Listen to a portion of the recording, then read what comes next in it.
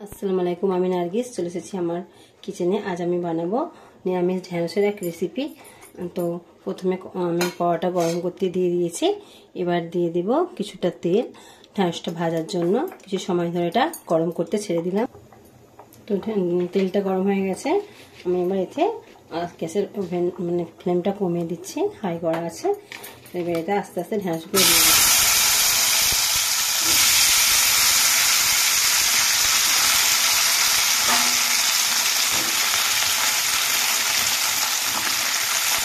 ঢ্যাঁড়সগুলো ভালো করে ভেজে নেব।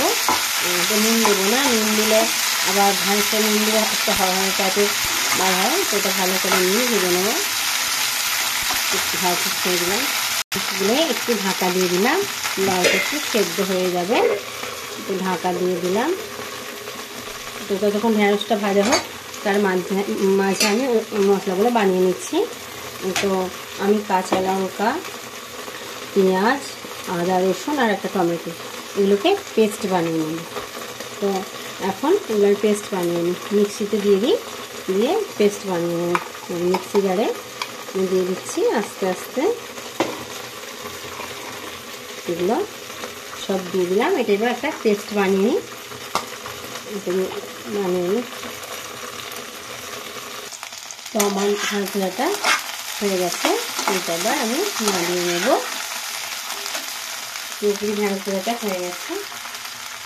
এটা আমি এবার নামিয়ে নেব। আমি আর একটা কড়া বসিয়ে দেব। এই কড়াটা কিছু সময় গরম হতে দেব। তো এই কড়াটা কিছুটা সামান্য তেল আমি দিয়ে গরম করতে দিয়ে দিলাম। ঢ্যাঁড়সে অনেক তেল দিয়ে দিয়েছি, তো অনেকটাই ঢ্যাঁড়সের মধ্যে তেল আছে, তাই আর বেশি তেল দিলাম না, অল্প দিলাম। একই তেল শরীর পক্ষে খুবই খারাপ। এখন তো সবসময় তেল খেতেই মানা করছে, তো তেল ছাড়া তো রান্না করা যায় না। তো বিশেষ করে নিরামিষগুলো তো আমি অল্প তেলেই রান্না করছি। তো তেলটা গরম হয়ে গেছে। আমি এবার এতে দিয়ে দেব দুটো এলাচ আর দুটো লং।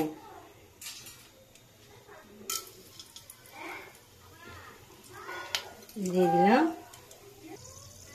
তো এতে দিয়ে দেবো সেই বাটা পেঁয়াজ। তেলটা খুবই হিট হয়ে গেছে। তো এটাকে ভালো করে নিয়ে নেব, ভালো করে কষিয়ে নেব। তেলটা প্রচণ্ড হিট হয়ে গেছিলো, দিতে একেবারে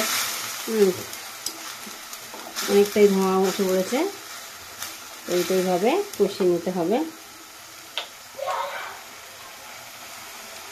এতে সামান্য হলুদ গুঁড়ো, যেহেতু কাঁচা লঙ্কা দিয়েছি তো সেহেতু আর দেবো না লঙ্কা।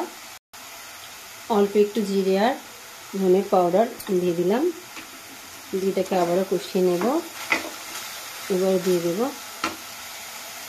দিয়ে দেব স্বাদ মতো নুন।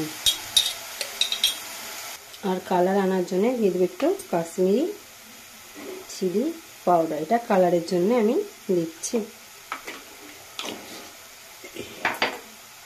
আর অল্প দিয়ে দেবো সামান্য জল, সেই মিক্সি জারে করা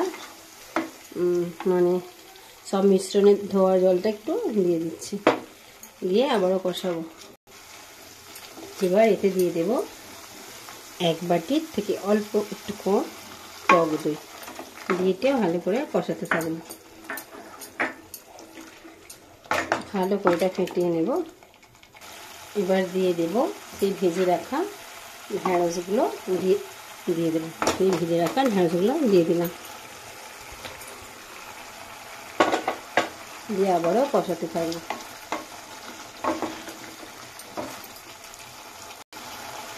এইভাবে এটাকে কষাতে থাকবো ঢ্যাঁড়সটা দিয়ে। ঢ্যাঁড়সকে আবার বেশি কষালে ঢ্যাঁড়সটা ঘেঁটে যাবে, যেহেতু ভালো করে ভেজে না হয়েছে। তা হালকা হালকা করে কষাতে হবে। এইভাবে এটা ভালো করে কষিয়ে নিয়েছি। এবার এতে আমি দিয়ে দেব জল।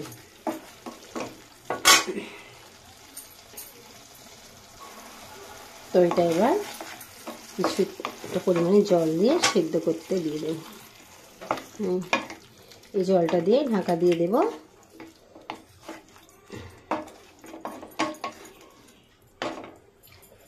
ঢ্যাঁড়সটা একটু জল দেব, কেন পুরোপুরি জলটাই সেদ্ধ হবে, একটু গ্রেভিও থাকবে, নাহলে আবার শুধু একেবারে শুকনো ভালো লাগবে না। এবার আমি একটা ঢাকা দিয়ে দেব, ঢাকা দিয়ে কিছু সময় সেদ্ধ হতে দেব। এবার এতে একটু অল্প সামান্য চিনি ছড়িয়ে দেব, ব্যাস দিলে আমার রান্না পুরো রেডি। দেখুন ঢ্যাঁড়সের রান্নাটা কত সুন্দর হয়েছে।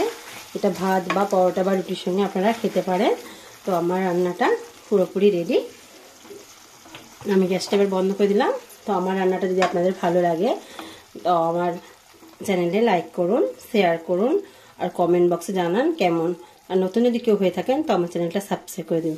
আজকের মতো এতটাই, আবার নতুন কোনো রেসিপি নিয়ে আপনাদের সামনে হাজির হব। ততক্ষণ আপনারা ভালো থাকুন, সুস্থ থাকুন, খোদা হাফেজ।